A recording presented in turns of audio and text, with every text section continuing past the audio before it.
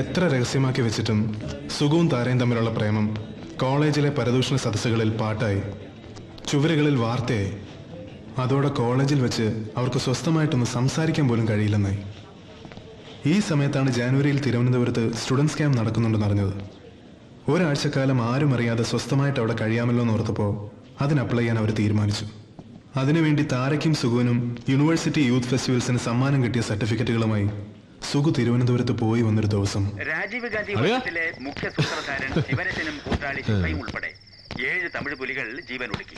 Sorry അളിയ, തിരുവനന്തപുരത്ത് പോയിട്ട് തിരിച്ചിരുന്ന വഴി വീട്ടിലൊന്ന് കയറി, അതാ ലേറ്റായി പോയത്. അതിന്റെ കൂടെ കോനസ്റ്റ് പിടിക്കാൻ സ്റ്റുഡൻസ് ക്യാമ്പിന് രജിസ്റ്റർ ചെയ്യാൻ കൊണ്ടുപോയ താരയുടെ സർട്ടിഫിക്കറ്റ് വീട്ടിൽ വെച്ച് മറന്നുപോയി. ഇനി ഇലക്ഷൻ കഴിഞ്ഞിട്ട് വേണം അത് പോയി എടുത്തോണ്ട് വരാൻ. ഈ തമിഴ് പുലി അളിയന്റെ ആരാ? അമ്മായിയപ്പനോ? സത്യം പറ, നിനക്കിനി വല്ല തമിഴ് പുലി പെണ്ണുമായിട്ട്? ഓ, നമ്മളെ അങ്ങ് വിട്ടേക്ക്. നമ്മളൊന്നും ആ റേഞ്ച് വരെ എത്തിയിട്ടില്ലേ. അല്ല, നിന്റെ കാര്യമല്ലേ, പറയാൻ പറ്റില്ലല്ലോ. എന്റേത് മാത്രമായ പൊടിമീശക്കാരന് നിനക്ക് കാര്യമായിട്ട് എന്തോ പറ്റിയിട്ടുണ്ടല്ലോ. സത്യം പറടാ, ഏതെങ്കിലും പെമ്പിള്ളാരുടെ കയ്യിൽ നിന്ന് തലയുടെ മർമ്മത്തിനിട്ട് വല്ല തട്ടും കിട്ടിയോ? എന്തെഴുതണമെന്നോ എങ്ങനെ എഴുതണമെന്നോ എനിക്കറിയില്ല. മനസ്സ് കന്നിപ്പൂരത്തിന്റെ മായക്കാഴ്ചകളിൽ മതിമറന്നു പോയ ഒരു കുട്ടിയെ പോലെ തോന്നുന്നു. നിനക്ക് എവിടെ കിട്ടി? കശ്മല, പണ്ട് നീ എന്താ പറഞ്ഞത്? ക്ലാസ്സിലെ പെൺകുട്ടികളുമായിട്ട് പരിഭാവന ബന്ധമേ പാടുള്ളൂ എന്നല്ലേ? എന്നിട്ട് നീ ഒരു ക്ലാസ്മേറ്റിനെ തന്നെ പ്രേമിച്ചു, അവളുമായിട്ട് ഒരു രാത്രി ഒരുമിച്ച് കഴിയുകയും ചെയ്തു.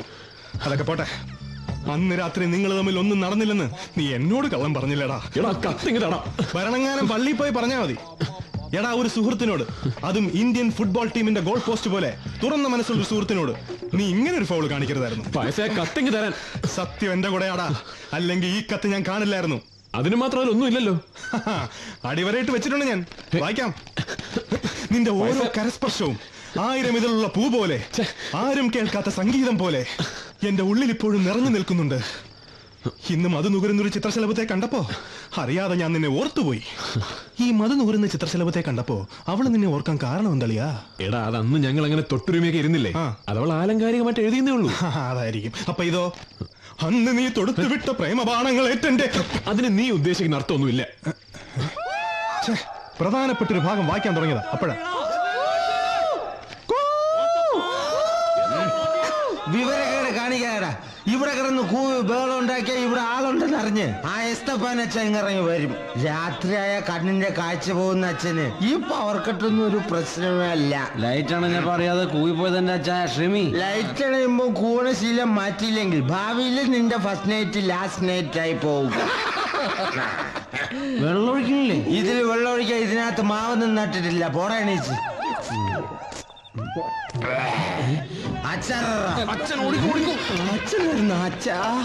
ഇത് കഴുത്തിവിടെ അവര് കൂടുതൽ കുടിച്ച് വഷളാകാതിരിക്കാനാ ഞാൻ അവർക്കൊരു കമ്പനി കൊടുത്തത്. ഈശോ, എന്തൊരു സൽക്കരണം. വെറുതെ അല്ല തന്നെ ഓസപ്പരന്ന് വിളിക്കുന്നത്. കറണ്ട് പോയത് കണ്ടില്ലൂടോ. പോയി ജനറേറ്റർ ഓൺ ചെയ്യും. ജനറേറ്റർ ലീക്ക് ആണോ? ലീക്കോ എന്തും കുന്തോ ആയിക്കോട്ടോ. പിള്ളേരെനിക്ക് ചെവിതല തരാതെ കൂന്ന കേട്ടില്ലൂടോ. അവന്മാരുടെ ചെല്ലപ്പേര് വിളിക്കാൻ തുടങ്ങി. ഇനി തന്തയ്ക്ക് വിളിക്കുന്നതിന് മുമ്പ് പോയി ജനറേറ്റർ ഓൺ ചെയ്യടോ. പോ ഭർത്താവ്, എന്നെ കൊണ്ട് വിളിപ്പിക്കരുതേ. ആ കോല് കേട്ടാൽ അറിയാം അവൻ നിയമസഭയിലെത്ത്. ഫാദർ വടിവേലു, ലൈറ്റ് ഓൺ ചെയ്യലൂ. ഒടുക്കം വിളി കേട്ട്. അളിയ, നീ ആ കത്തിങ്ങതാടാ. നാളെ ഒരു കോപ്പി എടുത്ത് ബിന്ദുവിന് കൊടുക്കാനാ. നല്ല ഭാഷ. ഈ കത്ത് നിന്റെ കയ്യിലിരുന്നാൽ ശരിയാവില്ല. എന്റെ പെണ്ണിന്റെ ചാരിത്രത്തെ വെറുതെ സംശയിച്ചു എന്ന് വരും. അത് നിന്റെ കുഴപ്പമല്ല, ഈ കത്തിന്റെ കുഴപ്പമാ. അതുകൊണ്ട് താരാക്കുറുപ്പിന് പി സുകുമാരനോടുള്ള സ്നേഹത്തിന്റെ ഈ മാനിഫെസ്റ്റോ ഭദ്രമായിട്ട് എന്റെ ഡയറിക്കകത്ത് തന്നെ ഇരിക്കട്ടെ. ഓ, ആ കത്ത് അവിടെ ഇരുന്ന് കത്തുകുഞ്ഞുങ്ങളെ പ്രസവിക്കട്ടെ. പോടാ. ഈ വർഷം കോളേജ് യൂണിയൻ പിടിക്കാൻ ജില്ലാ സെക്രട്ടറി എന്ന നിലയിൽ ഞാൻ എന്താണ് ചെയ്യേണ്ടത്? സതീശൻ പറ. ഈ കൊല്ലം SFK സ്ഥാനാർത്ഥികൾ ഭയങ്കര സ്ട്രോങ്. സമരം തുടങ്ങിയതോടെ പ്രീ ഡിഗ്രി പിള്ളേരും ഇപ്പൊ അവന്മാരുടെ കൂടാ. ഓഹോ, മരിച്ചു വർക്ക് ചെയ്തിട്ടും കഴിഞ്ഞ വർഷം ഒരു സീറ്റിന്റെ പിൻബലത്തിലാണ് നമ്മൾ യൂണിയൻ ഭരിച്ചത്. ഈ കുറി അറിഞ്ഞു കളിച്ചില്ലെങ്കിൽ നമ്മുടെ കാര്യം പോക്കാ. ഞാൻ നോക്കിയിട്ട് ഒറ്റ വഴിയെ കാണുന്നുള്ളൂ. നമ്മുടെ MLA അച്യുതക്കുറുപ്പിന്റെ മകളെ നമ്മുടെ പാനലിൽ നിർത്തി മത്സരിപ്പിക്കണം. ഏത് ഡാൻസ് ചെയ്യുന്ന കുട്ടിയോ? അതെ, താരയെ ആർട്സ് ക്ലബ് സെക്രട്ടറി ആക്കി നിർത്തിയ ആ സീറ്റ് ഉറപ്പാ. നമുക്ക് യൂണിയനും. കുറുപ്പ് സാറിനോട് ഞാൻ സംസാരിക്കാം.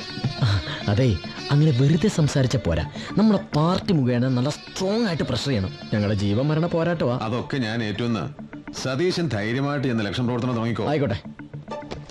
പണിത്തൂലേ? നീ എന്താണ് എന്നെ കുറിച്ച് വിചാരിച്ചിരിക്കണേ? എടാ, കുറുപ്പ് സാർ MLA ആണെങ്കിൽ ഞാൻ MLA-യുടെ MLA. എന്നുവെച്ചാ അത് ഈ MLA എന്ന് വെച്ചാ എന്താ? Member of legislative assembly. അതാ MLA. ഈ MLA എന്ന് വെച്ചാ മകളെ ലൈൻ അടിക്കുന്ന ആൾ. സതീശ, വാ മോനെ, നീ എന്താ വിചാരിച്ചെന്നെ കുറിച്ച്? എടാ, താരയെ കയ്യിൽ കിട്ടിയാലേ അവളുടെ അച്ഛൻ എന്ന പൊളിറ്റിക്കൽ കിങ് മേക്കറെ വെച്ച് ഈ അകത്തിരിക്കുന്ന പള്ളിക്കാത്തോട് ശശിയെ പോലെയുള്ള നൂറുകണക്കിന് അധികാരമോഹികളുടെ തലയിൽ കൂടെ ചവിട്ടിക്കിടന്ന് എനിക്ക് ഭാവിയിൽ MLA-യോ മന്ത്രിയോ ആകാൻ കഴിയൂ. അതിന് വേണ്ടിയിട്ടാടാ കഴിഞ്ഞ 5 വർഷമായിട്ട് താര എൻ്റെ കൂടെ നിർത്തിയത്. എൻ്റെ അടുത്ത് ആ ജുകുമാരൻ്റെ കളി. താര നമ്മുടെ പാനലിൽ നിന്നാ അവർ തമ്മിൽ തെറ്റിപ്പിരിയുന്നുള്ള കാര്യം ഉറപ്പാ. ആ ഒരു ഗ്യാപ്പിൽ വേണം ഒരാശ്വാസം പോലെ എനിക്ക് അവളുടെ ജീവിതത്തിലേക്ക് കടന്നു കയറാൻ. ഇല്ല, ഇത് ഞാൻ സമ്മതിക്കില്ല. നമ്മൾ തമ്മിൽ അടുപ്പം ഇപ്പൊ രഹസ്യമൊന്നുമല്ല. നീ DSUന്റെ കാൻഡിഡേറ്റ് ആയാ പിന്നെ ആണാന്ന് പറഞ്ഞ് എനിക്ക് മീശം വെച്ച് നടക്കാൻ പറ്റില്ല. സുഖ, എന്റെ സിറ്റുവേഷൻ ഒന്ന് മനസ്സിലാക്ക്. പാർട്ടിന്ന് അച്ഛന് ഭയങ്കര പ്രഷറുണ്ട്. എന്ന് വെച്ച് നീ അദ്ദേഹത്തിന്റെ മോളല്ലേ? പാർട്ടിക്കാരിയൊന്നും അല്ലല്ലോ. ഇലക്ഷന് മത്സരിക്കാൻ പറ്റില്ല എന്ന് കട്ട് ആൻഡ് റൈറ്റ് ആയിട്ട് പറയണം. പറയാവുന്ന എക്സ്ക്യൂസുകളൊക്കെ പറഞ്ഞു നോക്കി. ഇനി ഒന്നേ പറയാനുള്ളൂ, ഞാനൊരു SFK-കാരനെ പ്രേമിക്കുന്നു. അതും കൂടി പറഞ്ഞാ പിന്നെ ഒന്നും വേണ്ടി വരില്ല. ഇവിടെ പഠിച്ചാലല്ലേ ഇലക്ഷന് നിൽക്കേണ്ടി വരൂ. ഇതൊരു വല്ലാത്ത ഏടാകൂടോ ആയല്ലോ. സുഖം ഇങ്ങനെ നെർവസ് ആവേണ്ട കാര്യമൊന്നുമില്ല. ഫാമിലി ബാക്ക്ഗ്രൗണ്ടോ കൊടിയുടെ നിറമോ ഒന്നും നോക്കിയിട്ടല്ലല്ലോ നമ്മൾ ഇഷ്ടപ്പെട്ടത്. ഏത് കോലം കെട്ടിയാലും ആ ഇഷ്ടം ഒരു പോർല് പോലെ ഏൽക്കാതെ നമ്മുടെ ഉള്ളിൽ തന്നെ ഉണ്ടാവും. ഇലക്ഷൻ അതിന്റെ വഴിക്ക് പോയിക്കോട്ടെ, നമ്മൾ നമ്മളായിട്ട് തന്നെ നിന്നാ മതിയല്ലോ. നീ പറയുന്ന എനിക്ക് മനസ്സിലാവും, പക്ഷെ പാർട്ടിക്കാർക്ക് മനസ്സിലാവണ്ടേ? പാർട്ടിക്കാരുടെ സമ്മതം വാങ്ങിച്ചിട്ടാണോ നമ്മൾ സ്നേഹിച്ചത്? അല്ലല്ലോ. അത് തന്നെയാണ് പ്രശ്നം. നമ്മൾ തമ്മിലുള്ള ബന്ധം പാർട്ടിക്ക് അത്ര ദഹിച്ചിട്ടില്ല. അതിന്റെ കൂടെ നീ DSUന്റെ കാൻഡിഡേറ്റ് ആവാണെന്ന് കൂടി അറിയുമ്പോൾ അവരോട് ഞാൻ എന്ത് സമാധാനം പറയും? ഓക്കെ, ഞാൻ മത്സരിക്കുന്നില്ല. പക്ഷേ കോഴ്സ് കഴിഞ്ഞ് ജോലി സമ്പാദിച്ചിട്ട് വന്ന് വിളിക്കാന്നെന്ന് പറഞ്ഞിരുന്നില്ലേ? അതിത്തിരി നേരത്തെ ആക്കണം. ഇപ്പോ ഈ നിമിഷം ഞാൻ ഇറങ്ങി വരാം. എവിടെയെങ്കിലും പോയി നമുക്ക് രജിസ്റ്റർ മാരേജ് നടത്താം. പാർട്ട് ടൈം ജോലി ചെയ്തോ എങ്ങനെയെങ്കിലും ജീവിക്കാം. അപ്പൊ പിന്നെ എനിക്ക് സുഖ പറയുന്ന മാത്രം കേട്ടാ മതിയല്ലോ.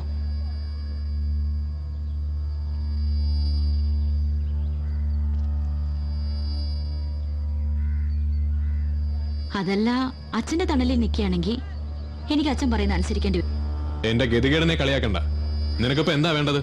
DSUന്റെ കാൻഡിഡേറ്റ് ആവണം, അത്രയല്ലേ ഉള്ളൂ. ആർട്സ് ക്ലബ് സെക്രട്ടറിയോ ജനറൽ സെക്രട്ടറിയോ ഏത് സ്ഥാനത്തേക്ക് വേണേ മത്സരിച്ചോ. പക്ഷെ ഒന്ന് നീ ഓർത്തോ, ഈ വർഷം DSU ആരൊക്കെ ജയിച്ചാലും നീ ജയിക്കില്ല. അതിനെന്തൊക്കെ ചെയ്യണോ അതൊക്കെ ഞാൻ ചെയ്യും.